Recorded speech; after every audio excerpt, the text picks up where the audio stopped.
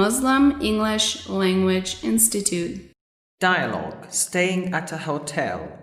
گفتگو اقامت در یک هتل. محاوره په یو هتل کې اوسېدل. Good evening. Can I help you? Yes, please. I'd like a room for the night. بله لطفاً من یک اتاق برای یک شب می خواهم.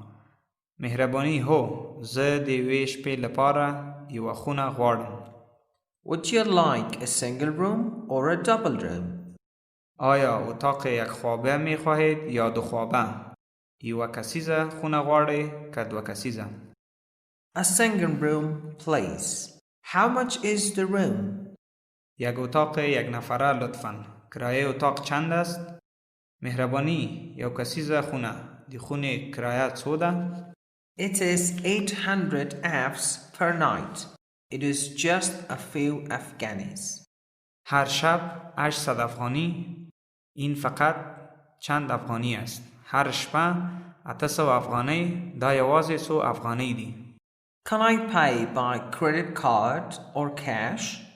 آیا توسط کارت بپردازم یا پول نقد؟ آیا د کارت لارې تحویل کړم که نقد درکړم؟ We take cash. ما پول نقد میپذیریم. مونږ نقد پیسې اخلو. Do you need my passport number? آیا شماره پاسپورتم را نیاز داری؟ آیا د پاسپورت شمیره ته می اړتیا شته؟ No, we just need your national identity card. خیر، ما فقط کارت هویت ملی تو را نیاز داریم. نه، مونږ یوازې ستا پیژندپاڼه تذکره غواړو. Here you are. بفرمایید. مهربانی وکړئ. Thank you. Here is the key. Have a good night. تشکر. بفرمایید. این است کلید شما. شب خوش داشته باشید. مننه. کلی واخلی.